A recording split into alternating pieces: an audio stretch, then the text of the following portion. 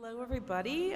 Welcome to Yale's first teach-in on the current unrest in the Middle East and North Africa. My name is Marcia Inhorn, and I'm the chair of the Council on Middle East Studies here at Yale University. We are very grateful to have this event today, which has been co-sponsored by a number of organizations on campus, including the Whitney and Betty McMillan Center for International and Area Studies, the International Students Organization, and the Arab Students Association, or ASA. We're also grateful to the Dean of Yale College, Mary Miller, and to the director of the Macmillan Center, Ian Shapiro, who are very encouraging of our doing a teach-in on the Middle East, and for sponsoring this event. And also I want to say a personal thanks to Melanie Boyd from the Women's Gender and Sexuality Studies program, who suggested that we should kind of go back to an old-fashioned teach-in about a very important moment in our current global history. And so we think the best way to do this is to bring a panel of experts together, and there will be ample opportunity for you to come up to the microphone later and to pose questions to our panel of experts. We're very lucky to have these four special panelists here with us this afternoon. All are experts in political science and history in the Middle East and North Africa. And we'll be beginning where it all began in Tunisia, and then we'll be moving toward Egypt in the discussion. I'm going to introduce each speaker very briefly, and the format is going to be that each of the speakers will have 10 minutes, and I'm going to be very serious about keeping each presentation to 10 minutes, because we would like to have 45 minutes of questions and answers and discussion on the part of the panelists. At that point, we would like those of you who have questions to come up to the front where we have microphones placed on both sides, and we'll proceed in that order. And we ask you to keep your questions short and keep them questions rather than comments. And just so you know, this event today is being televised. So if you come and ask a question, you will be televised as well. So by way of introduction, I will be presenting in the order of the presentations. Our first speaker is going to be Adria Lawrence, who is an assistant professor of political science here at Yale University and a research fellow at the Macmillan Center for International and Area Studies. She studies conflict and collective action and is a scholar of Middle Eastern and North African politics. Professor Lawrence's work on the use of violence by non-state actors has been published in the International Security Journal and in a book called Rethinking Violence, States and Non-State Actors in Conflict. And she's scheduled to spend next year in the country she probably knows best, which is Morocco. She will be followed by Dr. Adel Allouche, who is a lecturer in the Department of History at Yale University. His research focuses on medieval Islamic history. Professor Allouche's articles have appeared in numerous publications, including the Encyclopedia of Religion and the International Journal of Middle East Studies. He's the author of Origins and Development of the Ottoman-Safavid Conflict, among other books. A native of Tunisia, Professor Allouche received his degrees first from the University of Tunis, and then he came to the United States, where he received his doctoral degree at the University of Utah. So he will be talking to us about Tunisia specifically. Then we are going to have our next speaker, Dr. Tarek Masoud, who is an assistant professor of public policy at Harvard University's John F. Kennedy School of Government and a Yale graduate, I must add. A political scientist and Middle East specialist, he focuses on political development in countries that are poor and unfree, uncovering the processes by which governments become more accountable to, representative of, and responsive to the needs of their people. Professor Masoud is the co-editor of Problems and Methods in the Study of Politics and Order, Conflict, and Violence, and his articles and reviews have appeared in the Journal of Democracy, Foreign Policy, and the International Journal of Middle East Studies, among others. And you might have seen that he published in last week's New York Times an excellent piece called An Exit Plan for Mubarak. Finally, our own Professor Ellen Lust, former chair of the Council on Middle East Studies, and she does many things for our Middle East Studies program here at Yale. She's an associate professor of political science at Yale. Her research concerns the dynamics of political oppression, the formation of political institutions, and the links between foreign policy and domestic crisis, focusing on the Middle East. Professor Lust's articles have appeared in International Interactions, Middle Eastern Studies, and many edited volumes, and she's the editor of the 12th edition of the recently published volume, The Middle East, and co-editor of Political Participation in the Middle East. And so I'm going to ask our first speaker, Dr. Adria Lawrence, to come to the podium, and I will time you 10 minutes.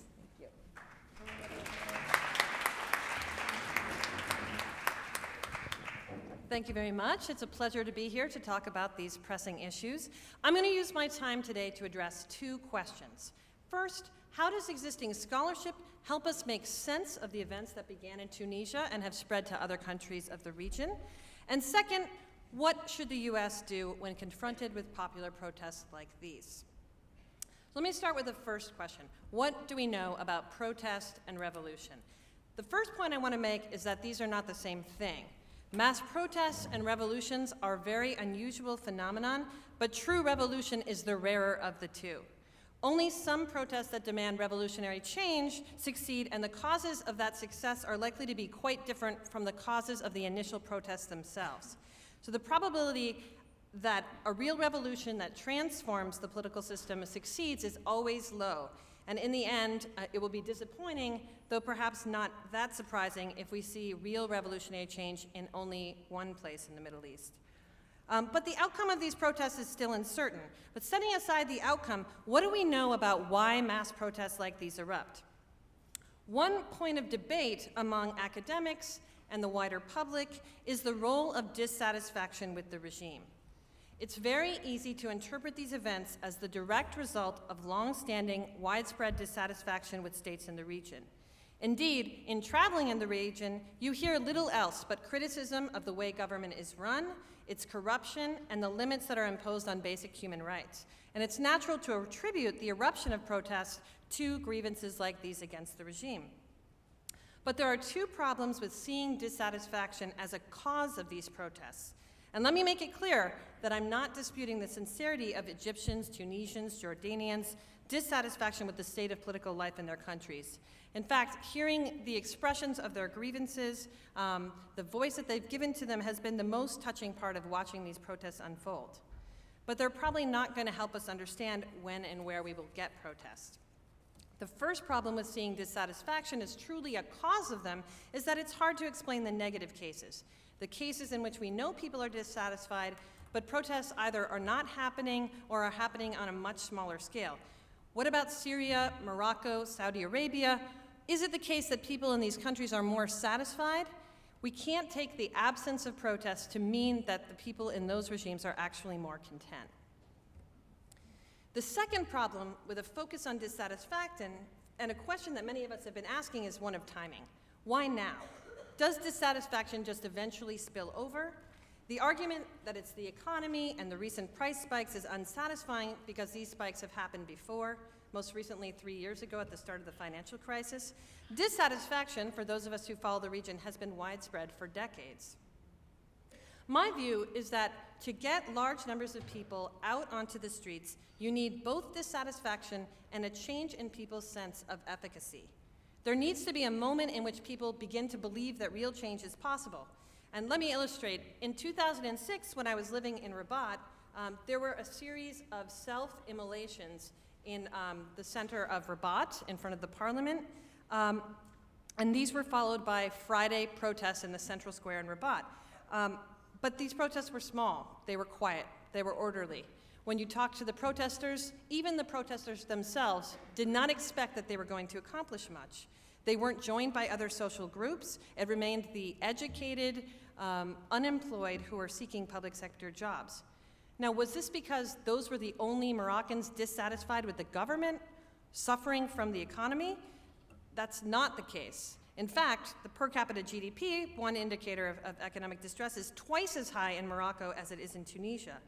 Twice as low in Morocco as it is in Tunisia. But what's missing there was a sense of efficacy. Political apathy was the dominant response to these self-immolations. In contrast, the protests in Tunisia have had a broad base. It was not just the educated unemployed, but labor groups, rural areas that also joined. And then the very fact that people with different interests made common cause made people feel even more efficacious. And Tunisia then set an example for Egypt. And we've seen unlikely partnerships there too, with the Muslim Brotherhood joining in with secular actors. An uncertain beginning thus led to a sense that the moment for change had come. The unanswered question, and the one I'll leave to some of my panelists, is what generates an increased sense of efficacy in the first place, in Tunisia in the first place? I can speculate on the possible causes and the combination of causes, the economy, the crisis of succession, aging leaders that made a challenge seem more feasible than it has in places like Morocco, but I think the answer is going to take us a bit longer to disentangle. Let me move to my second question, and that's the role of the United States. There are two main strands of thought about what role the U.S. should take towards these kinds of protests. On one side, there are those who suggest that the protests have provided an opportunity for the United States to rehabilitate its image in the Arab world by demonstrating a clear commitment to democracy and human rights. This side has made the case for backing the protesters openly and encouraging the spread of democracy in the Middle East. On the other side are those who want to prioritize stability over democracy. This side includes allies in other parts of the Middle East, those eyeing the protests with trepidation and worried both about the consequences of either an unstable Egypt or a democratic one.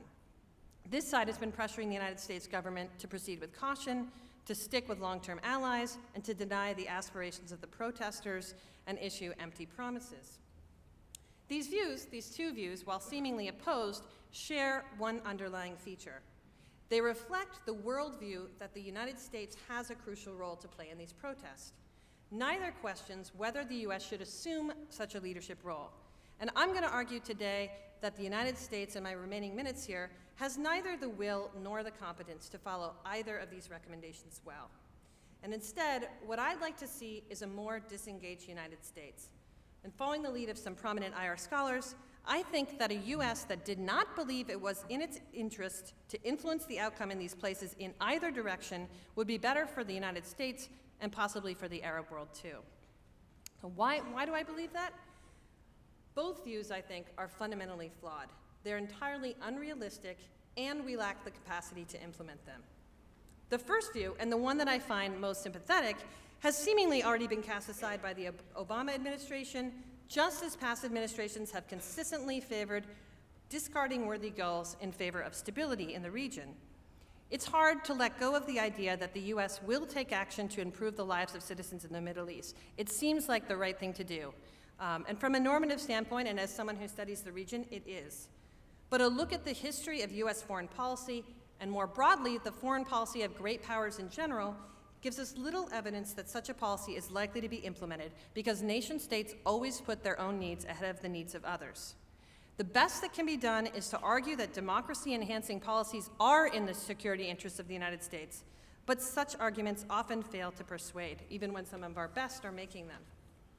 Though the U.S. puts its own interests first, and it's unrealistic to expect otherwise, it does sometimes pursue goals like democratization when they don't directly contradict U.S. interests. But then the problem with relying on this is one of capacity. Supporting democracy is hard. The right policies are rarely obvious. Mistakes are easy to make. It's easy to trust the wrong person or to lack the ability to hold leaders to their promises. And when the going gets tough, the United States is likely to cut and run because, again, it will always prioritize its own interests over goals that are, from the U.S. security standpoint, secondary. And thus, I believe that the U.S. is going to continue to disappoint those who wish it would play a positive role. The U.S. should get out of the business of stating that it even intends to do so. It's no longer seen as an honest broker in the region in any case, and its good intentions are just not credible.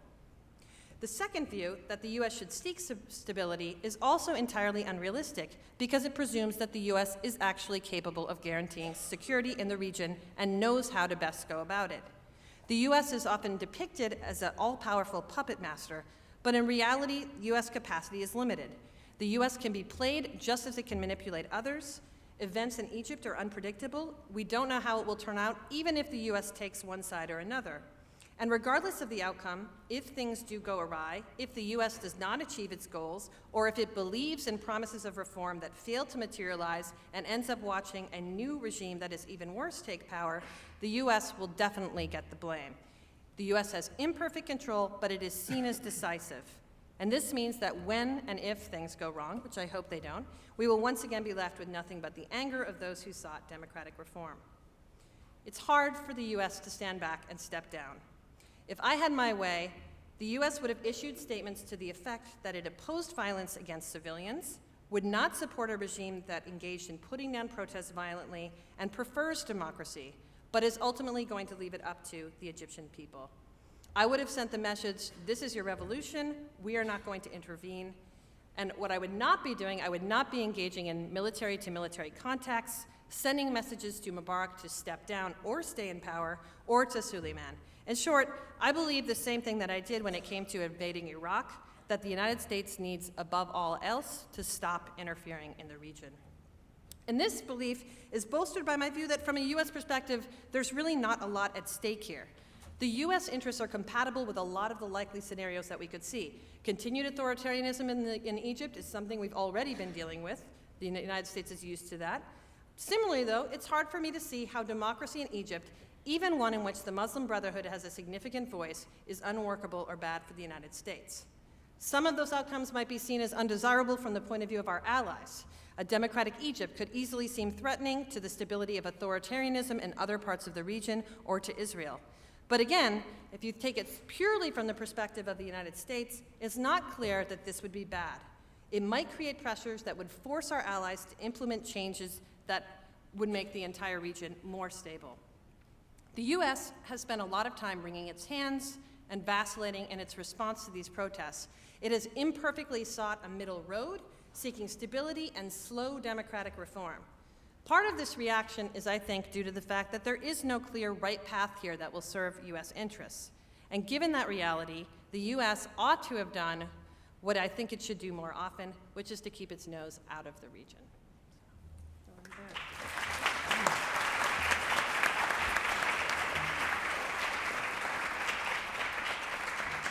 Thank you. Our next speaker is Dr. Adel Allouche. That quick then, if I can make it.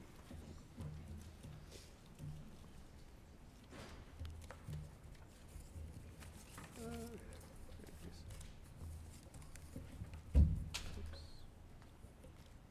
I'll start with 10 minutes.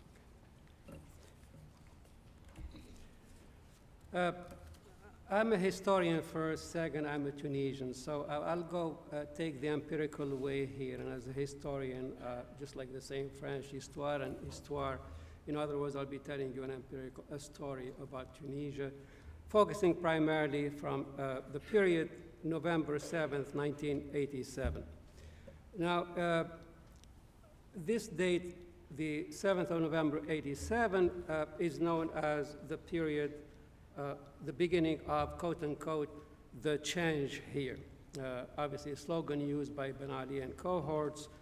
After the bloodless, for all practical purposes, coup d'etat against the aging president at that time, President Bourguiba, the founder of modern Tunisia, and the first president of the country from 1959 as president until 1987.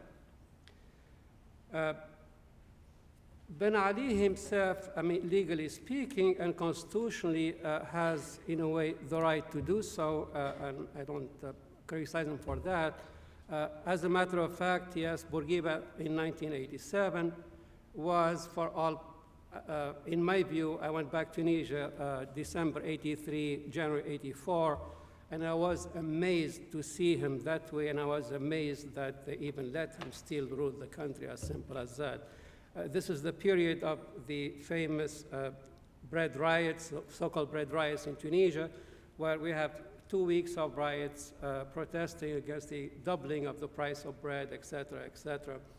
And Bourguiba at the end, around January 6th or so, anyway, in January, he made this literally 2-minute speech And I could see without being a technician or whatever that it was edited, God knows so many times, segments or whatever, for telling Tunisians, let's go back and go back to the old prices that we had here, et cetera, et cetera.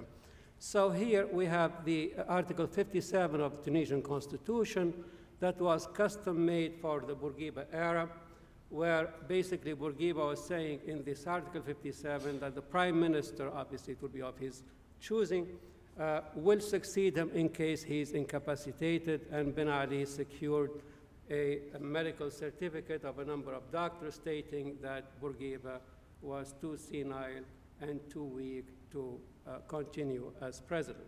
So here, this is the beginning of the Ben Ali era.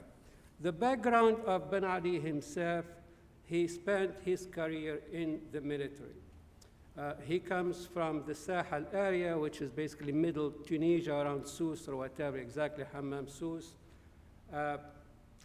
He has a basic, probably equivalent of a middle school education here, not more, and then his luck around 58. They needed some people to go into French military schools to be officers, and he was among them. He came back and soon started climbing very quickly. As a matter of fact, I met him once when he was still commandant, which is roughly a major in the army. I was talking to his brother, and he happened to be there and talked to him. Anyway, that's another story. So here, and soon from the mid-60s onward, he was attached to military intelligence, and that is his background, military intelligence, security, etc. Relevant facts, he marries the daughter of a general, and he stays married to her legally until, I guess, sometime around 1990 or 91 or so. He has 3 daughters from this first marriage. So here, what did Ben Ali do before then? Well, Ben Ali in 87 was the prime minister. We had some serious riots in 84. He was called in to be the head of security. Slowly, then in 86, he becomes Minister of Interior, and in 87, literally 4 weeks before he removed Bourguiba, became prime minister, and within a month, that's it, Bourguiba is gone. So I remember listening on my shortwave radio when he made his first speech when he did away with Bourguiba, promising democracy, promising that the era of Bourguiba, in other words, lifetime presidency, et cetera, would be gone, et cetera, all these democratic promises. And the Tunisians were quite, let's put it this way, including myself at the beginning, with some apprehension, enthused, at least through the text of the speech itself. Now, clearly, the first thing he did in 1988 was make sure to change the Constitution, especially this Article 57 that allowed him to reach power. And what he did here is he removed that and made it that the Speaker of Parliament will be the head, the temporary head of state, et cetera, whatever. The Speaker of Parliament will not have the right to be a candidate for the presidency after that, so you find a weak person, et cetera, et cetera. I don't have too much time to explain all this, but anyway. So change the Constitution basically to eliminate any kind of problem from his own prime minister in the future or whatever, and make sure to have a Mr. Yes, yes when it comes to being the Speaker of the Assembly. The other thing, too, is in 1988 was the beginning of something that every Tunisian will tell you about, and that's something called the Caisse 26-26, or the Fund 26-26. This is a solidarity fund, and I was told, obviously in contact with Tunisia all the time, that even grade school kids will have to bring the equivalent of their pennies and pitch in and everything else, everybody and whatever. The bottom, and every salaried person, every employee, every company, et cetera, et cetera. The bottom line, we are talking about tens of millions of dollars a year going into this fund here. And when it comes to this fund, it's not part of the budget, it's not under the Ministry of Finance, and this is directly attached to the presidency itself. So here, basically, Ben Ali had this cash cow or black budget or whatever, do whatever he wants. Now that he's removed, we hear all kinds of stories about what he did with this fund and whatever. So I mentioned this just because it became relevant, the issue of corruption nowadays that's coming out. 3 minutes? Okay. The next thing, and probably his undoing, was in 1992, he marries a second wife. Obviously, Tunisia is monogamous, in other words, polygamy is against the law. He divorces the first one, marries the second one, and this is the famous or infamous Layla bin Ali that you hear about nowadays. Well, her background is quite interesting. She comes like he does from a relatively poor family. She has 11 brothers and sisters. He's one of 11. What did she do? Some say she has no education. Some say she may have just grade school education or the like. And she, among Tunisians, she's ridiculed as, that's what she had at one time. She was the hairdresser. And lo and behold, I mean, she met Ben Ali way back, some say the 70s, some say the 80s, or whatever. What we know for sure is that she had a daughter from him while he was still married with the first wife, because she was born around 1986, and he married her in 1992, so that gives you an idea. This is something common. All right, now, what we see here is from soon enough, we see the issue of, and this is the major issue nowadays in Tunisia, corruption. Obviously, dictatorship, etc., but the issue especially of corruption. To give you an idea, he took power in 1987. In 1992, there was, if some of you follow the French media or whatever, 1992, there was, the so-called couscous connection in the French media. This couscous connection was, it's a la French Connection, the movie or whatever. We are talking about an international drug cartel here, where his brother, that I said, I met him a few times, over a 2-year period, his brother was involved in it. So we have a warrant against him while he was in France, and supposedly, at least what I read, they smuggled him out quickly or whatever. But anyway, even if he was in Tunisia, they have extradition agreements or whatever, and normally he should be sent back to Paris. This never happened. And he was sentenced in absentia 10 years in prison, 1992. In 1996, this same brother was found dead, and to this day we have different stories. Supposedly the official, the common one, a heart attack, but everybody believes they found him shot to death. This brings us to the last issue here, and that would be the clan of the wife here. Every Tunisian will tell you that the most infamous thing is the Ben Ali Trabilsi clan. And the more I read now, the more I just wonder what the heck it is. It's just unbelievable what I see here. To make the story short, every aspect of the Tunisian economy, anything where you find a buck that could be made, is almost controlled by her brothers, nephews, etc., whatever, or his own nephews, etc., whatever.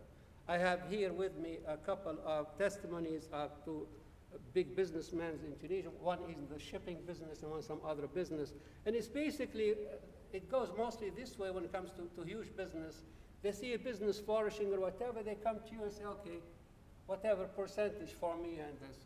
No, I warned you. If somebody will find you one day with a bullet in your head, that's your problem. That's it, that's enough. And of course, usually with the pistol right here on the table while talking or whatever. And this would be the business done. This I have in writing here, cases like this. Yeah, so here, when it comes to what happened in Tunisia, you say, probably have questions later on, whatever. The issue of unemployment, yes. The issue of university graduates or whatever, that high unemployment among them, yes. And this is, I don't have too much time right now, whatever, maybe somebody will ask, is the correlation between the democratization of the education or whatever, and we end up in a situation where we have really a huge surplus of university graduates not finding jobs around or whatever. That's not the issue. The second thing, too, is about the person who started this whole thing. You have to keep in mind, Muhammad Abu Azizi was no hero himself. I mean, the guy just like a common person, dirt poor. He was trying to make a living, help his family or whatever. and he comes from Sidi Bouzid, which is the interior, is still mentality-wise a little tribal, little traditional, to be conservative, whatever I would say.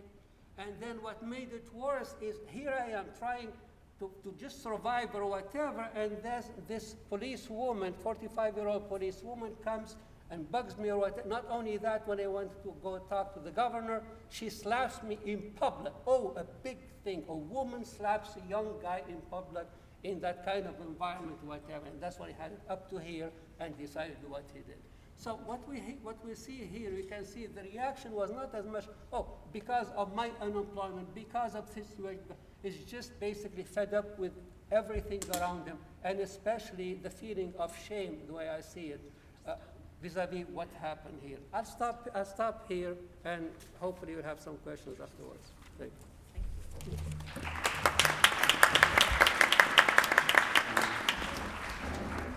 Next is Professor Tarek Masoud from Harvard.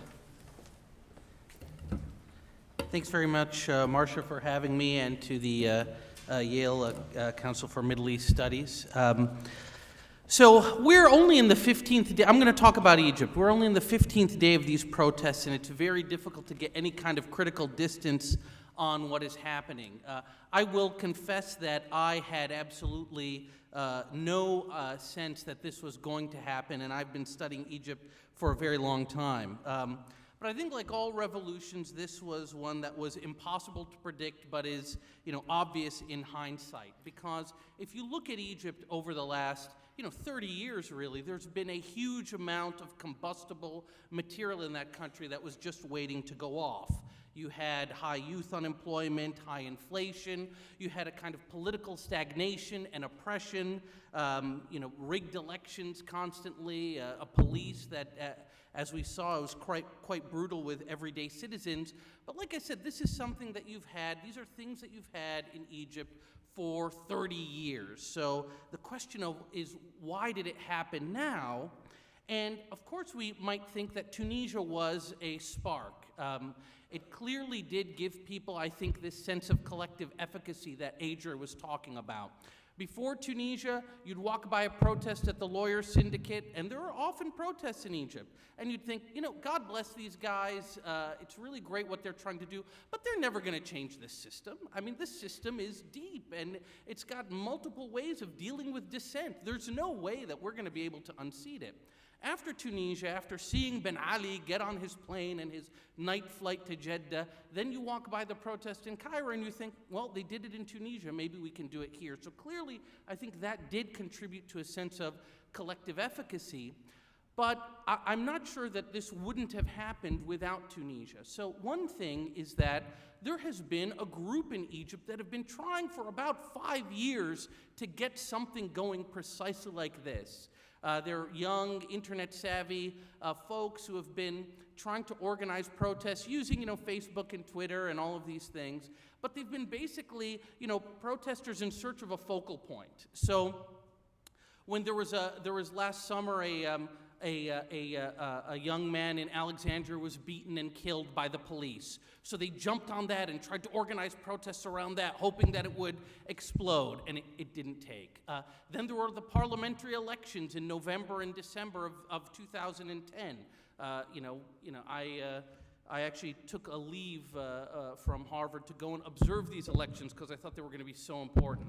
And of course, the elections were rigged. It's worth noting that the Egyptian parliament now has fewer opposition representatives in it than Ben Ali's parliament did when he was overthrown. But anyways, these April 6th guys tried to take advantage of that. They're called April 6th, by the way, after a workers' protest in Mahal al-Kubra, in a town in the Nile Delta in 2008.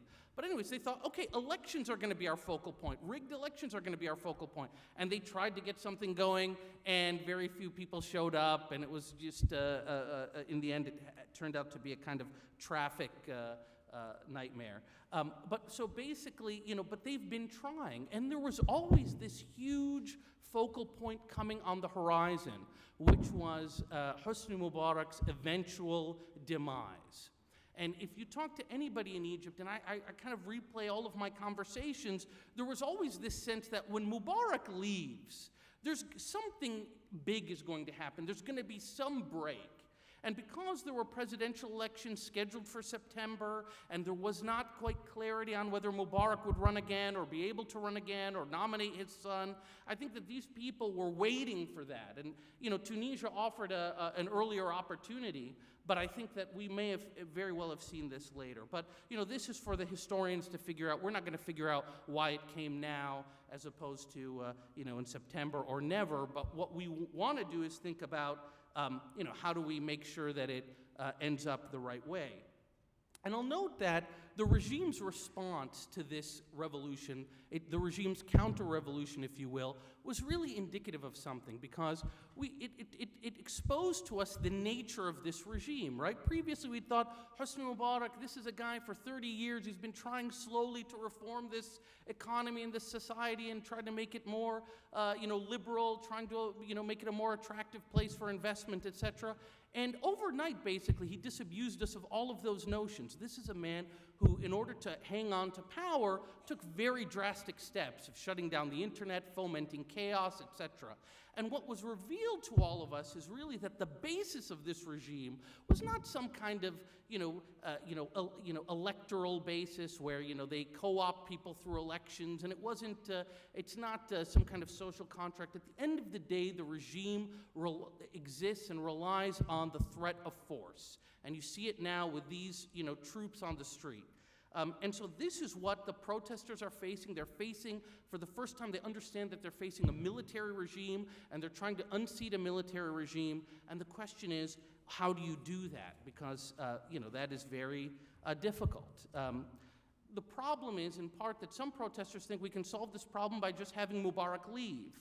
But the question is, what happens when Mubarak leaves? And I've kind of tried to write about this. Certainly constitutionally, if you were to follow the Egyptian constitution, you'd trigger an election within 60 days, and that wouldn't solve anything because this is the presidency is an imperial office, elections are, rigged generally, and you wouldn't have enough time to amend the constitution to strip the presidency of these powers. But the even bigger risk is that let's say, for example, we said we're going to suspend this bankrupt constitution, and we're just going to have a negotiation between the military and the opposition, right? Which is what Mohammed al-Baradei is calling for. He's calling for a negotiation over a new constitution. Well, just imagine Hosni Mubarak leaves, and then, you would have to wonder if the protests would remain at their current strength, or if many people would think that they'd actually achieved their goal here. And if they think they've achieved their goal, then you could imagine the protests dissipating. And then try to put yourself in the position of Mohammed al-Baradei with his ragtag band of opposition figures going to negotiate with the very formidable Omar Suleiman when you have no crowds behind you, okay? I mean, you could imagine that Omar Suleiman would take these guys for a very long ride. Okay? And he could even pretend to be negotiating in good faith, okay? But all you have to do to make sure that this process never ends anywhere close to democracy is say, okay, my friends, we're here to negotiate the new constitution. Article 1, what should the religion of the state be? Should the state have an official religion? And right there, you've now opened up a conversation that will take decades to resolve, and we will still be, you'll all have children and grandchildren while we're still trying to figure out what happens with the Constitution, and that would just create an opportunity for the military to consolidate its hold. So there's another alternative out there, which is basically to capitalize on this, this spirit of opposition that is on the Egyptian street and compel the Mubarak regime to first begin with clean, free and fair parliamentary elections within, say, 3 months, which you could absolutely do, okay? And you'd have to commit to some international observers, etc., but you could do this within 3 months. And then you would translate this opposition that only has power on the street into you would be providing them with basically an institutional position from which they could actually dictate the pace of reforms. And, we might say that, oh, the Egyptian constitution is tilted towards the presidency, you idiot. How is this parliament going to have any power vis-a-vis the president? But what we don't realize is that part of the reason that the parliament has always been weak vis-a-vis the president is because there's always been a majority for the ruling party in the parliament. And so that's why it's always just been a handmaiden of executive authority. But if you had actually had opposition people dominating the parliament, there are items you can use in the Constitution to make life very difficult for the executive. Article 85 of the Constitution says you can impeach the president with a 2/3 vote. I have no doubt that you could elect today, if elections were free, a parliament that would impeach Hosni Mubarak, okay? And so my feeling is using the existing institutions as opposed to falling into this trap of negotiating new institutions from scratch is probably the way to go. 2 minutes, okay. So now people listen to this proposal and they say, wow, you are a stupid man despite having graduated from Yale. And this is because you're calling for elections in a country where only crazy Islamists are going to win, okay?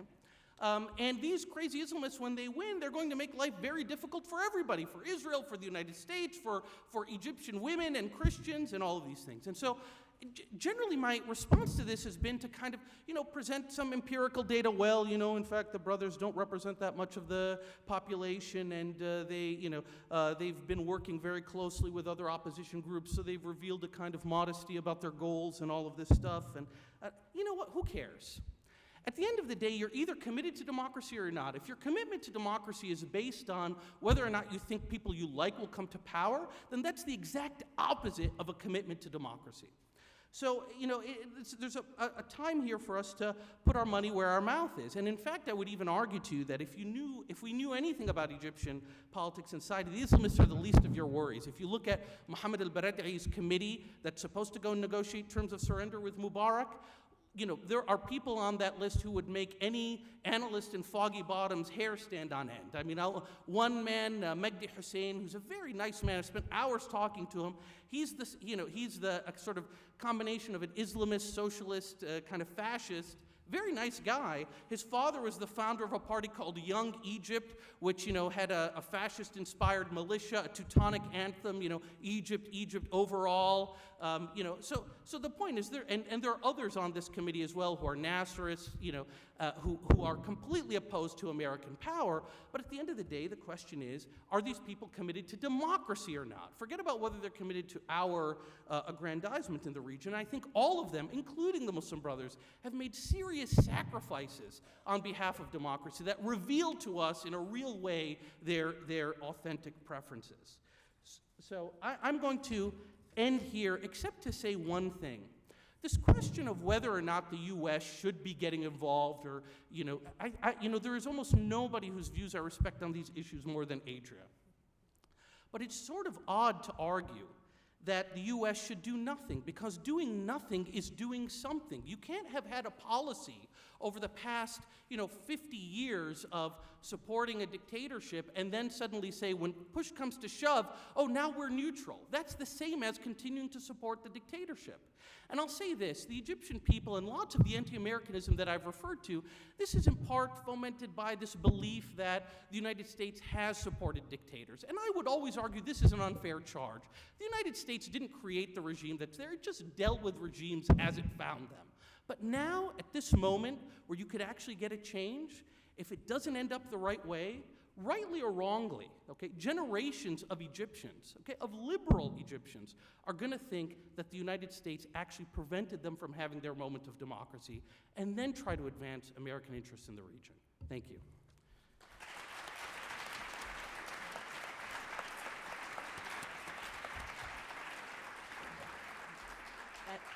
And our final speaker is Dr. Ellen Lust, and then we'll have Q&A.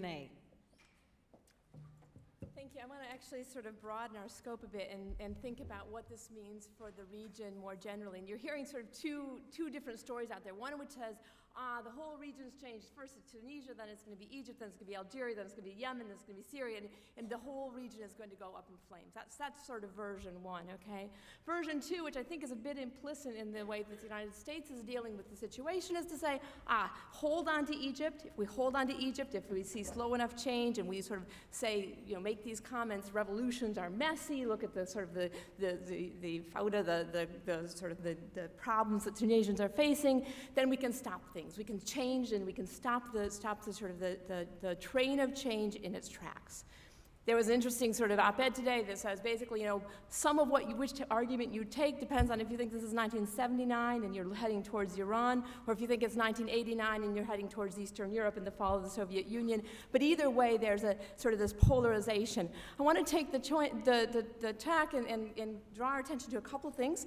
One is that I would argue that regardless of whether or not Egypt falls, regardless of what happens in Tunisia, regardless of what happens in Yemen, Jordan, Algeria, etc., the region has changed. And that part's not going to be drawn back. That part is something we have to deal with, and that we have to actually have to start having a forward-thinking policy about what this means and how we should engage. And we'll come back to that at the end. The second is that we can do better than wonder whether or not this is going to spread or if it's going to stop, and actually think about what are the conditions, going back a bit to what Adria was talking about at the outset, what are the conditions under which we should expect change, and how should we sort of analyze this? How should we think about where we need to be reacting to before we get in the position that the administration is in with regards to Egypt, that we all are in with regards to learning about, okay, wait a second, what's happening here or there? There seems to be sort of two approaches. One is sort of a demand-side approach. Want to know where we're going to see unrest next? Look at where people are really unhappy, really poor. This is back to Adria's point at the outset. There, if you do that, I mean, there's one thing to recognize, which is that the Middle East is not Africa, okay? It's not much of Southeast Asia. The average, sort of the lowest level, if you look at something like Human Development Index in the Middle East, is actually at medium. It's not sort of the dregs of society. So the problem there is not the fact that there is no income, there is no wealth, there is no development. The problem in the Middle East is the fact that it is extremely uneven who's doing well and who's doing poorly, both across the region but also within countries, okay? If we look in terms of sort of just a basic, where are people poor and unhappy, then we find that, of course, in Egypt we had 40% below the sort of the national poverty line. In Tunisia we had 23%. Way up there is Yemen, okay, with 60% below the national poverty line. Morocco and Algeria with 40%. Syria with 30%. Jordan, which I would argue is pretty unstable, at 11%. So there's a lot of poor people out there. If you want to sort of simply say, will the region have problems in that direction, then there's a good reason to think at least some of these countries will, okay? Now, this excludes, and you might have noticed, most of the Gulf countries are not in this pocket of countries, and of course, they've been making the point that we shouldn't expect to see problems because, on the one hand, we don't have the poverty and those issues. There's sort of a more interesting argument that came out of some of the sheikhs at the Davis conference, which I found amusing at best, which was we also don't have to have problems because, after all, unlike Egypt where they said they have democracy and they don't, we've never said we have democracy, so there's no problem. It was clever. I'm not so sure that it means that really we can assume that these people don't worry about having democracy. And the other thing I'm not quite sure we can really assume as much as we want to is that the income distribution is not what matters and it's simply the level of income. Put differently, yes, it's true, Saudis tend to do better than what we see if you're looking at the Yemenis, okay? On the other hand, there's a lot of inequality in Saudi Arabia. It's part of what's driven the opposition that has come out in terrorist movements before. There's no reason to think that Saudi is necessarily immune to unrest. But the second thing, and the sort of back on the kind of amusing statements, but nevertheless things that these leaders are holding on to, is a statement by Bashar al-Assad in the Wall Street Journal, which said, after all, we've taken the right side of the peace treaty, we've taken the right foreign policy, our people are behind us. So that's another way that they're trying to suggest this. If you look at what the leaders are doing across the region, you know that they're worried, right? So we see, for example, that in Algeria, they've promised to lift out emergency measures. Not exactly clear when they're planning on doing it, but they certainly are talking about doing it. In Jordan and Syria and elsewhere, we see food subsidies being increased, we see government salaries being increased, we see in Jordan those tax plus the change in the prime minister and the change in the government being promised. In Yemen, also a promise by the president not to run in the next elections, along with a statement that he'd never really planned to or have his son do so. So what we see is that if we're wondering whether or not there's sort of concern for this spreading across the region, at least among the leaders, there's been a very fast reaction. I would argue that they know about their region better than we do. There's been a very fast reaction to suggesting that this can spread. Now, what I would argue is that how this would spread, how hard it would be, what kind of timing we should expect to see, and even when one might argue sort of how disruptive and how bloody and what kind of exit plans we might see, will depend a lot on conditions that are not about these sort of economic conditions, but really are dependent upon the kind of the political makeup and the institutional structures of these regimes. So, for example, one of the things that we've seen people point to is that monarchies might be more able to weather this than the Republican regimes. To some extent, the argument is that monarchies have legitimacy, that they're seen as sort of being above the fray of politics, that they can blame their governments for the crises that people are taking and that they don't get blamed. So, for example, Jordanians going out into the streets in Jordan to argue that their high food prices and oil, etc., say that we need to change the regime. They don't go out and say we need to change the monarchy. I think that's a bit of a red herring, because of course they go out and say they need to change the regime, at least at the outset, because saying they need to change the monarchy is going to have a much higher repercussions for them than saying that they want to change the regime. So I would take it with a grain of salt to the extent to which that matters. What we do see, though, is that in the monarchies, which are, of course, for those who they don't pop up in your mind, are Jordan, Morocco, for instance, of course in the Gulf, we have an exit option. And we have an exit option for the royal family, which is you can morph into a constitutional monarchy, and that is, of course, the opposition calls in Jordan and the opposition calls in Morocco right now are suggesting not to the king that he has to leave, but the fact that he has to sort of give the government the real power, and they can sort of slide into the background. It's kind of the European model. The extent to which that will end up being an option, though, depends a lot on the relationship between these regimes, their security forces, their army, and of course the general makeup. What we've seen in Tunisia and when we look at Egypt, one thing that's very striking is that these are relatively homogeneous populations. Not entirely, but relatively so. And so you're not looking at a place where people are out to get the regime because it's been a minority that has dominated them.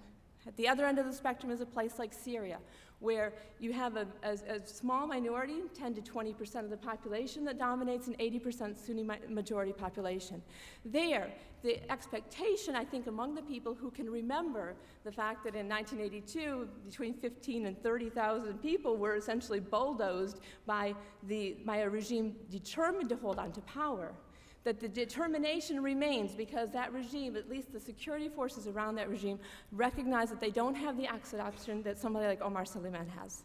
They don't see themselves as being able to change into a new regime, and so therefore their initial hold should be much stronger. It's not surprising in that sense, and I would actually make one more point with regard to them. They've also wiped out civil society. There's very little sort of opposition inside Syria that has a call in the streets that could make a promise to these regimes and to those around them that you exit nicely and will assure your security. There's nobody to make that argument.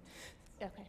So the problem, of course, is that in a place like Syria, you end up with calls for change last week, nobody inside to answer those, and nobody willing, essentially, to put themselves on the line because the costs are simply much higher.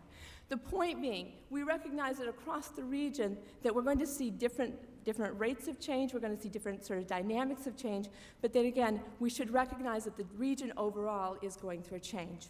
Which brings me to my last point. I mean, like Tarek, I actually, and Adria knows I disagree with her on our sort of ability to sit out. It's not only the fact that people see us as involved. We give $1.3 billion to the Egyptian regime. There is no sort of sitting it out, okay? So we have two options. One is to hope for a managed transition, or to muddle through, or to hold on at all costs, and to sort of think that we can promote a gradual transition. The problem, I think, with that notion is that this is a region that has seen promises of a gradual transition for 20 years, that saw Africa, saw Eastern Europe, saw other regions actually see transition, and I think the expectation is that you can't see gradual transitions with the leaders in power who they've lost faith in the calls that they say that they will reform. I think that that's a problem, and of course it was exacerbated by the Tunisian example of getting on the plane and leaving. So now Egyptian opposition have in their mind getting on the plane and leaving as an outcome that can be attained. So the problem, I think, is that we have a hard time making the call for this gradualism seeing a transition go through. And frankly, I think that the United States has a hard time committing to democracy in the region. I mean, we talk a lot about whether or not Islamists can commit to democracy. And of course, one of the things that's interesting about the Muslim Brotherhood in Egypt is that they've called and said that they wouldn't run in elections or presidential elections as a way of trying to commit to interest in democracy and not trying to sort of steal the cookies.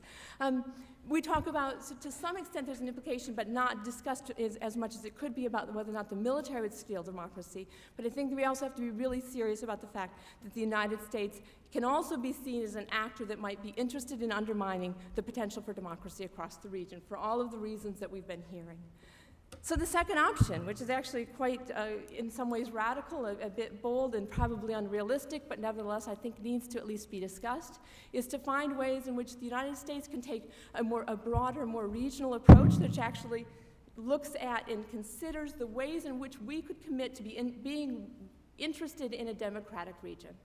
Part of that is reopening and pressing really for peace talks in the Palestinian-Israeli situation, not because that's the only issue in the region, but certainly by doing so we would undercut Hamas, we would undercut Hezbollah, we would undercut Iran, and those are important strategic implications of what we could do. That's one example, obviously sort of working with actors on the ground, trying to sort of remove our interest in trying to manage, we could talk about this in Q&A, but manage in much the same way that we did in Iran, what we're doing in Egypt today, which at the end of the day do not make commitments and draw sort of the trust of the people, but requires the continued efforts to maintain security there. Thank you.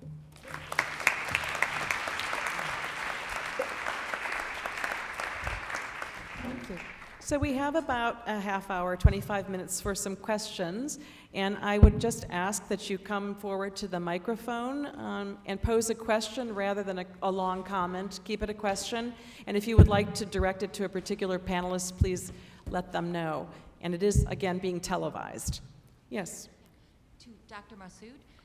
Just because I've recently read the Gamal Amin's book about whatever happened to the Egyptians, and I wanted to ask you about the role of the end of labor migration into the Gulf and the fact that now, you have all these Egyptian people whose parents, benefited from, the money that they made in countries like Saudi Arabia, and now the fact that Saudi has this, the Saudization program, and now these masses of people are not able to bring that wealth back to the country. Is that, somewhat feeding the feelings of dissatisfaction? Has it the fact that there's no longer the kind of social mobility that was possible during that era when the labor migration was at its peak? And did that, also the role of consumerism then, the fact that they had that cash from the Gulf, they could come home, they could spend, they get TVs, quality of life, is the fact that those hopes are the hope for the future is now, without that kind of money coming in from the Gulf and the whole labor migration, is that something that the youth, the children of those people that benefit from that are feeling, and is that part of that, the whole, Okay. might that be something that is feeding the civil unrest? Okay. Quickly. That's a really great question. It's not something I'd actually thought about. So I'm not aware, I'm not sure that of what the exact statistics are. I will note that some of the people who are at the forefront of these protests are in fact quite young and upwardly mobile. These are not people that are suffering enormously, and some have argued that this is actually a revolution that's based on sort of rising expectations following, the idea of the great political scientist Seymour Martin Lipset, that when you sort of reach a certain level of income, you begin to demand more. But I haven't thought about the relationship between decreasing employment in the Gulf and how that might contribute to things that are squeezing people. So that's a good question I just don't have the answer to. Okay. Question here. Mm-hmm. This is also a question for Professors Masoud and Lawrence about the causes of the mass protests in Egypt. I was wondering if you could both speak to if you thought that the Alexandria bombing on New Year's Eve had anything to do with the mass protests that have developed later in the month. Do you want to go first? Or So yeah, I should have mentioned this in my long litany of combustible material, right? But there was, in January, early January, a bombing in Alexandria. that actually produced protests. It produced protests by Coptic Christians, which have generally been a very politically quiescent group in Egyptian society. And these protests were joined by Muslims as well, all of whom saw this bombing as a kind of revealing the fact that the vaunted security apparatus of the state exists not to defend people from threats, but to defend the state from the people. And, you know, the bombing in Alexandria was an example of that. The regime responded to those protests very cleverly, and this is why, you know, I was, you know, if you had asked me, oh, will Tunisia happen in Egypt, I would have said, no. And the way they responded to it is they didn't try to crack down on the protests. They just produced advertisements. They said, you know, اغضب ولا تغلط. Be upset, be angry, but don't make a mistake. Don't, and people did that. They would go out at the streets and orderly protest, but there was no violence. So you know, the regime, I thought, in those protests revealed its ability to kind of absorb protests. But you know, I think that those protests could have in the end just been a dry run for the big ones we're seeing now.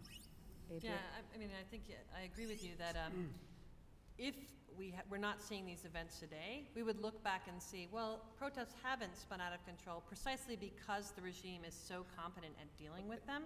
And so I'm skeptical of our ability to go back after the fact and pick out the triggering points. I think the best way we can do that is to be comparative about it and to, again, look at whether or not some of these triggers are present in other parts of the world where we're not seeing protests. That's why I talked about the self-immolations in Morocco, which probably nobody had heard about since they had no consequences. And there were actually 4 self-immolations in Egypt after what happened in Tunisia. And so now, you now have a relative conversion factor of Tunisians to Egyptians. But the point is, you know, these things would happen, and Al-Azhar would produce, statements saying, don't burn yourselves. And so again, we would think, oh, well, I guess the regime is just really good. Question here. Yeah, I have 2 quick questions. First of all, I'd like to push a bit more on the point of disagreement about the role of the U.S. So if Professor Lawrence could talk a bit more about what what your answer would to the argument that there's no neutral stance, what that answer would be. Yes, in fact, I'm relieved that I'm going to get a chance to respond to my critics. So, you know, Tarek responded to my suggestion that we need a more disengaged U.S. by saying that doing nothing is something, in fact. And in fact, he thinks that it's actually coming in on the side of authoritarianism. And that's a claim I don't agree with. Ellen, I think, interestingly, I mean, perhaps both of us are promoting a somewhat unrealistic view, but she's suggesting, you know, hey, we can rethink our entire approach to the way we deal with the Middle East, and we can move in a direction that truly embraces democracy, even when, I would add, it will be costly to us. But the idea that we could stay out of something in the Middle East is truly unthinkable. I mean, perhaps both of these things are unthinkable, but I think, you know, it's time to question this worldview of the United States as a leader, as someone who is committed and has to be involved and has to be meddling. She suggested so because of aid, right? Because we offer aid. We've been giving aid to Mubarak for years. You know, I think that the evidence from the literature in IR, the literature on sanctions, is that aid really doesn't get you all that much. We've been pushing Mubarak to make some changes for years. It doesn't really get you all that much. So I'm not convinced that because we give aid, we have to take a massive leadership role there. I, you know, personally would be fine if we decided to withdraw it at some point. But I mean, you know, if we withdrew it from the region and didn't give as much aid and therefore couldn't be as decisive. But I think this idea that because we give aid, we can totally sway the outcome in one direction or another overstates what an economic incentive and what a carrot can do. The United States has been trying to use these carrots, use these sticks, and they don't often work. Now, on the point about whether or not doing nothing is supporting, autocracy, I mean, obviously that idea makes me somewhat uncomfortable. I don't want to support autocracy, but I'm skeptical here. I think, you know, one, it exaggerates, again, this sense of the U.S.'s power, the ability to push things and to dictate what the outcome's going to be. The protesters that overthrew Ben Ali in Tunisia, they did that without the United States' approval or help or aid. The protesters got us this far in Egypt. It's my belief that authoritarian leaders are mostly influenced by what's happening on the ground in their own countries. And what I'm worrying about is letting the best become the enemy of the good. in that the United States might, instead of doing what Tarek and Ellen suggest, instead actually come in on the side of dictatorship. And I see steps in that direction that concern me. So for me, let's take the good. Let's step back from having an active policy in the Middle East. Let's pull back and try to stay out, because I just think, again, that neither of them managed to counter the view that coming in on this side is unrealistic, and we lack the capacity to do so. Do you have a quick follow-up? Actually, can the panel respond? Yeah. But ask your quick follow-up question. My quick question is, where a lot of people are talking about the domino effect.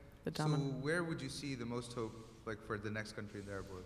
Where would we? Where would you see the most hope for the next country in the Arab world, where unrest could, reach a critical level? Like I'll let Ellen. Maybe Ellen, should you follow? Yeah. Where the next most hope, is that how you put it, though?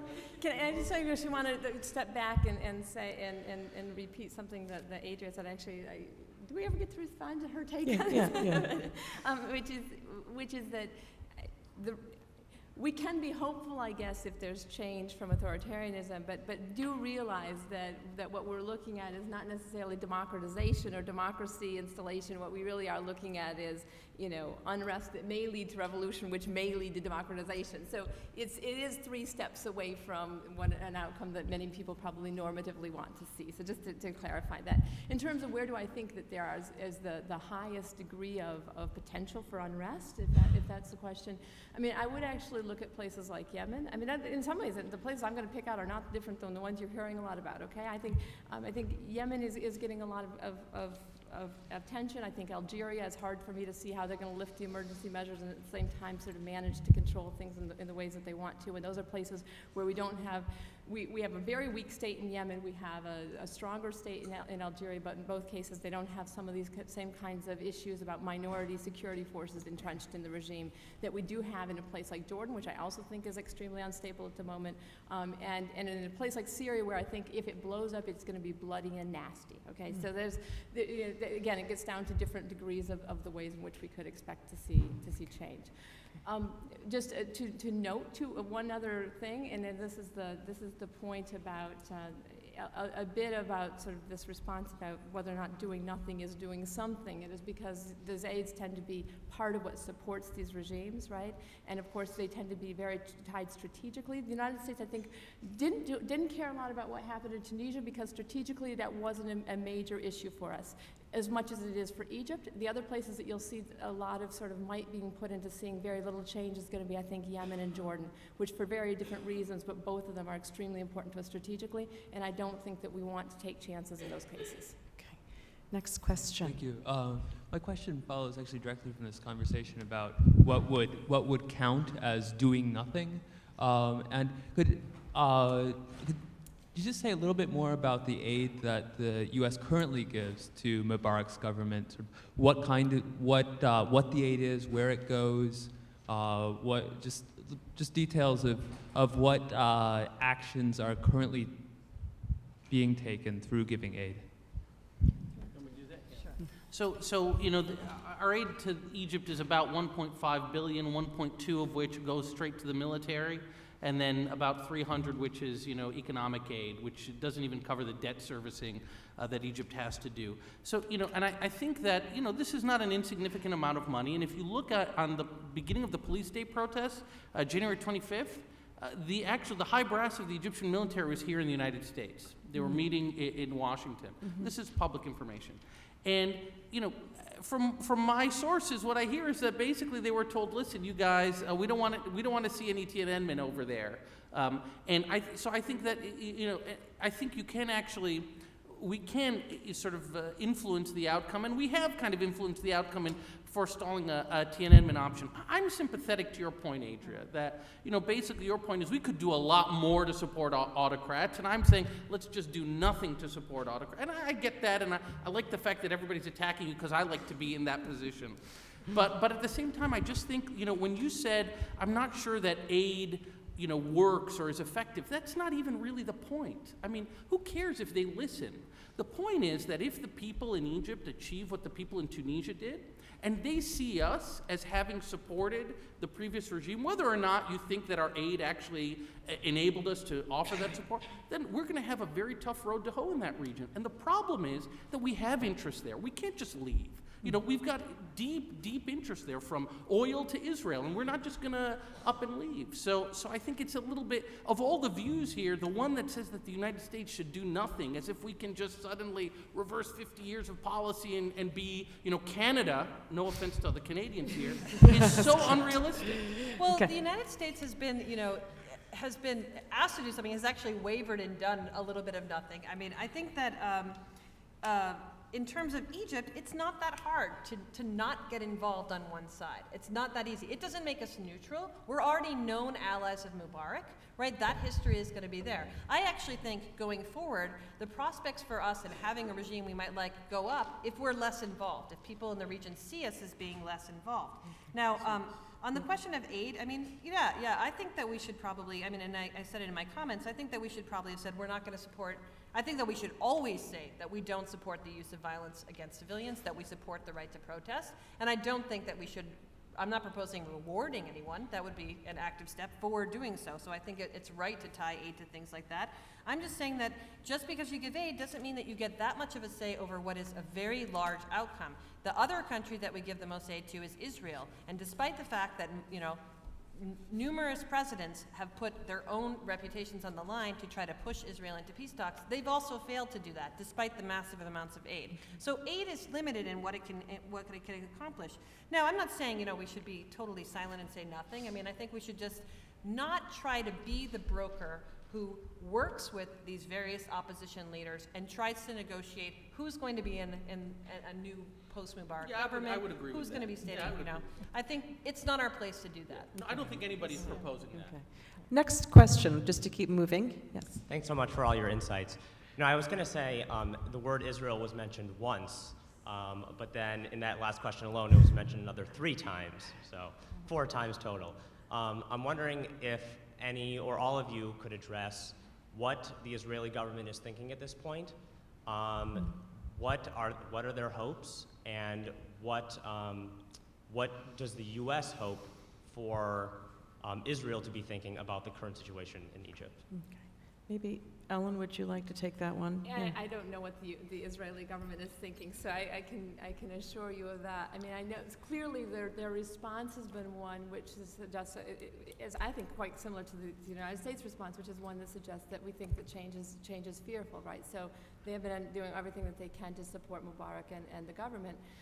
In a sense, that's not surprising, right? And of course, the gas line or the explosion was not a very helpful thing if you're trying to make an argument that we should assume that realpolitik will actually play a role at the end of the day, and that, you know, if you look at African cases, even when South Africa existed, African cases did not go out and attack South Africa. So the expectation that there would be a military attack against Israel, I think, would be overblown. But that doesn't mean that that's what the Israelis are thinking. You want to add to that? Yeah.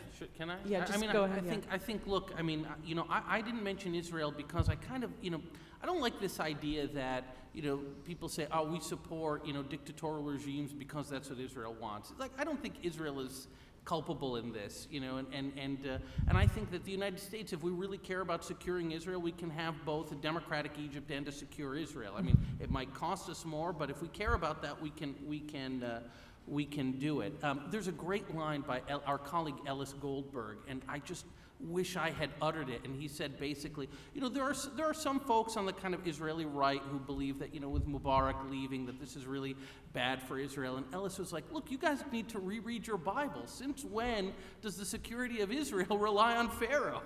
That's a good question. I'd like to thank you all for speaking and thank the organizers of this wonderful and informative event. So you've talked a bit about policy. Now I think maybe we can talk a little bit about strategy. I wonder, how can we push your policy recommendations? I'm one of the organizers of a protest we had just yesterday on Beinecke Plaza in solidarity with the Egyptian people. And I was wondering, what should be the role of us as students, as activists, as concerned citizens be? Should we kind of foment a wider non-interventionist movement, as perhaps Professor Lawrence would have us, or should we find some kind of negotiation between, the positions of Professor Masoud and Professor Lust and Professor Lawrence? What do you guys think is actionable in all of this? How do you feel that we can push the Obama administration to seek a more productive policy in this region? Okay, great, thank you.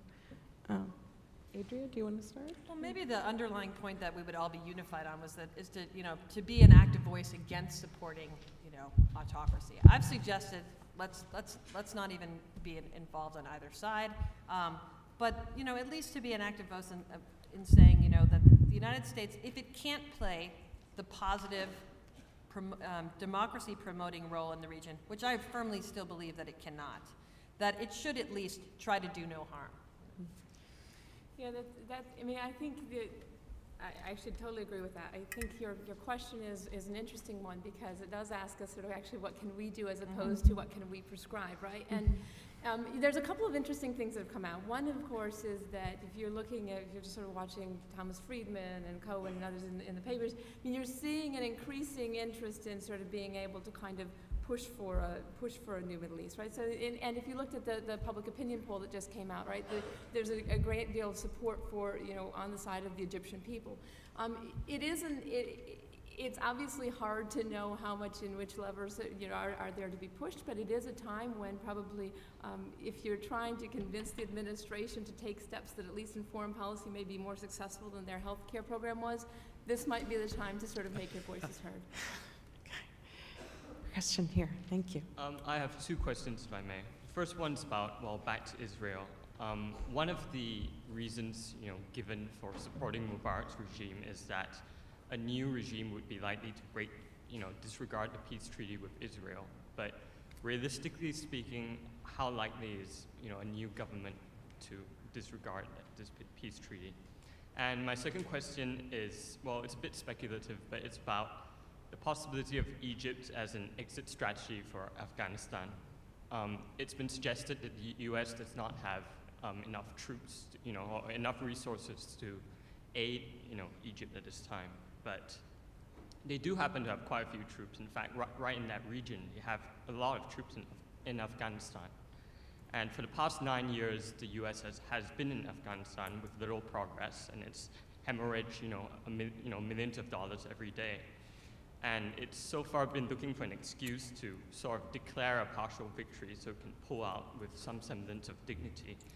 My question is, rather than do that, couldn't the U.S. say that rather than keep these troops in Afghanistan where they aren't making any progress, could they not reallocate these troops to help the situation in Egypt, for example, to help facilitate free and fair elections at this crucial moment? So what are your thoughts on this as an exit strategy? I mean, two birds, one stone, why not? We have 5 minutes left, so let's just take brief answers at this point. I could say something briefly about the prospects for breaking the treaty with Israel, and maybe Tarek can as well. But I think that my best guess, which is very hard to know since we don't know what the government will look like, if it's going to be different, that the Egyptian people are really focused on what's happening internally. That foreign policy or policy with Israel is not going to be the first thing on the agenda. And also that if it is on the agenda, that that Israel is fully capable of dealing with that government and offering these same kinds of incentives to keep the peace treaty in force. Yeah, I think if you look at even the most radical kind of elements of the opposition, they all say that they'd keep the peace treaty in place. I mean, I think the relations between Egypt and Israel would probably get a little bit dicey, but also, I mean, whatever democratic outcome we're going to have here, clearly the military is going to want to retain some role in, foreign affairs, and that's clearly likely going to happen. And so the military has no interest in any kind of confrontations with Israel. Can I add one thing onto that though? And this is, Tarek and I had talked about it. I don't know if we actually agree on this point or not, but And Friedman comes out with this as well. I mean, this is a time when you can say, look, we can't necessarily, guarantee that the government would be as interested in keeping the blockade on Gaza, will be interested in some of the sort of tougher, actions that are between breaking the peace treaty and helping sort of Israeli security. And so if you turn it around, one of the things to do is think about the opportunities that can possibly come out of this. I mean, there is an opportunity to say to Israel, look, now is the time to make peace with the Palestinians. I mean, once you make peace with the Palestinians, then it's much. I mean, the peace treaty with Egypt, frankly, doesn't really matter. I mean, that's one of the things, is to change those dynamics and to use this instead as a time when. And I know it sounds unrealistic, but if you think about it, so did invading Iraq in order to try to create dominoes. So maybe one unrealistic plan could actually be a good one. But And the Afghanistan, any comments on moving troops? I think it's a bad idea. I got to tell you, I'm on the view that we can't have a policy that is entirely hands-off. But putting troops in Egypt, if that's what I understood, is no. Question here. Let's keep them brisk, because I see 3 minutes left. This is a question for Dr. Masoud. Do you think that the displays of Muslim-Christian solidarity, as well as solidarity across, between elites and working classes, is really a new moment for Egypt? Is this something unprecedented, or what do you make of those displays of solidarity? Can I ask, maybe we can all take all of them here at the end. Can you pose your question? Yeah. Sure. I had two questions, and one of them had to do with U.S. policy, and we've talked a lot about that, so I'll stick to Egypt, a more directed question regarding moving forward in Egypt, and this may bring Tunisia in. I'm not sure I'm comfortable with your proposal of parliamentary elections in 3 months. As things stand in Egypt, what would happen in 3 months is it would be won by whoever has money, which is essentially the business class and the people, more or less, that are part of the regime currently. And so I'm not sure that that's a very viable, positive step moving forward. Now, I've been struggling with this for days now, of how do we move forward, as have many people, and there are very few options. Perhaps a presidential council of vice presidents with devolved duties with a variety of devolved duties from the president, but elections in 3 months just doesn't seem like it would move us to a more positive place anytime very soon. Okay, good. And the last two questions? I'd like to hear more from Dr. Masoud and Dr. Lust about exactly what you think the United States should and actually can do to promote our goals in the region, particularly in Egypt. But Dr. Lust recommended that we strongly support peace in Israel, and sure, that's great. We're all for that, but I don't know I don't know that that's happening anytime soon, and that it has anything to do with what's going on in Egypt. And not only that, but that's exactly what the leaders of Egypt would tell you and would stress over and over again when you try to talk about the actual problems that were going on in Egypt before all these protests started. They would harp over and over again on the peace talks in Israel and only talk about that. Sure, that's great, but what can the United States actually do to accomplish our goals? In 2005, to focus on Egypt in particular, it seemed like the United States was possibly accomplishing some real goals in pressuring Egypt and making real change. So do you think that we can try to do that again? Would it actually happen? Okay. And is Obama going to do that? Okay, great. And final question, because we have like 1 minute. And very quick, and take you away from American, foreign policy in the Middle East and Israel. The timing, Dr. Masoud, that's a question for you. The timing. How do you said that you were surprised about the timing, and I wonder, has the WikiLeaks and Palestine papers have anything to do with it, concerning, again, American foreign policy in the Middle East and the Palestinian-Israel peace process? That's one. Number two, what do you think of the latest initiative proposed by Dr. Hassanein Haikal on having a government that is built not on autocrats, but rather, another word for it would be the qualified elites from all sectors of the society to rule, and excluding al-Barda'i and his so-called CIA, whatever, Western influence. Okay, great. Okay, in one, those are excellent questions. Just everyone will get their final word on any of these questions. Yeah. Okay, so I'm not going to try to answer all of these questions because they're very good, and to answer them all would require a lot of time. Just the point about the elections in a short time frame. So, I disagree with you. I think that right now you've got, for the first time, I think since 1919, a kind of feeling of opposition spirit in Egypt. There's no way that anybody affiliated with the National Democratic Party could get elected dog catcher in Egypt right now. And to capitalize on this momentum of desire for change, I think we need to take this gamble of having an election, because that's the only opportunity I see for this opposition to get kind of formally involved and to occupy a position from which they can actually start dictating the pace of reform. The proposal of Hassanin Hakel, I mean, there are all these kinds of proposals that, Mubarak appoint a series of vice presidents who will, each have a control over a certain part of the government, etc. Those could all work. I mean, my basic orientation is I want to get some elections going on to translate what's in the street into kind of, political power. And if we could get Mubarak to agree to actually just appoint people who represent, the opposition into key positions in the government, that might work as well. But in general, I think that, to get Mubarak to do any of these things, there has to be some pressure from us. And that answers the question of our last friend. Thank you. Thank you.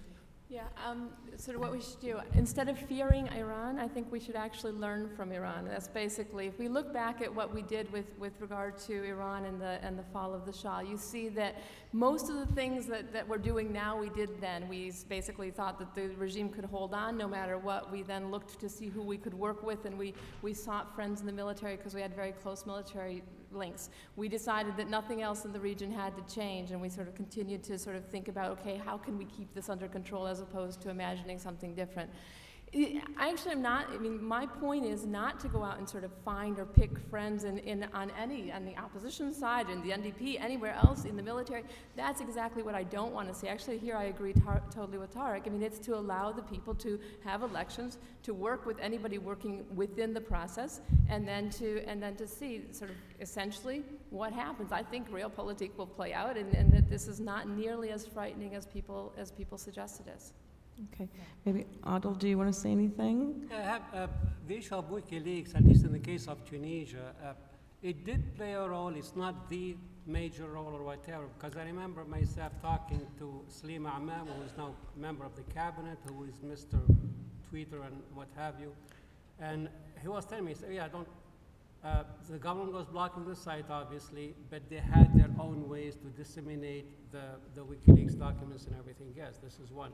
Second, even the content of the documents, there are four major documents, and they really don't add much. It's basically corroborating what the street knew about the regime, sometimes a little more detailed or whatever. So basically telling them, oh, the Americans is actually thinking the same way we are thinking about the regime. That gave them actually more courage when they started the whole thing there. This is one. Second, I have a quick question I'm raising here at the end. That is, we talked a lot about the issue of Israel, Egypt, or whatever. I want to draw your attention also of the whole issue of the future of these dictatorships in the area. There is the equivalent of the International Socialist or the like among these people. When Ben Ali went to Saudi Arabia, the first person he called was Gaddafi. The next day, Gaddafi goes on TV and gives a speech addressed to the Tunisians, which they put it online. I watched 6 minutes of it, what they put there. It's the most ridiculous nonsense you hear or whatever. Basically telling them, he told you he wants to run again, 2014. Wait, these 4 years, no problem. It's not worth the killing. It's not this and that, all this stuff. Fine. Now, Mubarak, so far, at least the public view, he got 2 phone calls that we know about. One from Gaddafi again, and one from King Abdullah of Saudi Arabia. Now, Tunisia has no real geopolitical weight. We know that. No oil or nothing like that. Egypt traditionally has a huge geopolitical weight in the Middle East. And the fear here is no coincidence. Gaddafi is thinking, this is Tunisia now. If the Egyptians will succeed, there's no question about it. This will reinforce the whole thing. I'm right sandwich in the middle. That would be my turn there. Let's say the system of Gaddafi is not clean here. Okay. Just if you know the area and the 3 sons and what they are doing and the billions and whatever going on. This is one. Now, in the case of Saudi Arabia, again, the whole issue is, it's succeeding, knowing the weight of Egypt. They have their own troubles with the extremists, the Islamic fundamentalists. This is one. They had their own troubles with the system as such, corruption and the like or whatever. And you can see just small examples. Just lately, some rain in Jeddah or whatever, flooding and people dead and what have you, and this, something like that. For a country that's spending hundreds of billions of dollars on infrastructure, it's totally ridiculous. Okay. Plus, the most important thing will be the Kuwait, the Emirates, or whatever, these small states, that if you have trouble in Saudi Arabia, somebody in Bahrain with something less 500,000, with the problems they have with their Shiite population, already they're having their own problems. We are seeing here a domino effect, there's no question about this. So it seems to me Mubarak is not just reacting to American pressure, internal pressure, or whatever, but he has also the inter-Arab regional pressure he has to take care of. That's an important point. Final, quick, Okay, Adria. very, very quick. I'll just say that I agree completely with Ellen. I just want to add that Iran, I think, is an excellent example of the problems of believing that the U.S. can get the outcome that it wants. And that I think what we need to be thinking about as we move forward is not, what the U.S. is going to do to push us one way or the other, but are the protesters going to stay out on the streets or take to the streets in some other countries? And what are other actors like the military going to do? Those are the key things, I think, that are going to affect what we get. And from the U.S. point of view, we can work with it either way. Well, I have to say thank you for the excellent set of questions, and thank you for the remarkable presentations by our speakers today. Thank you.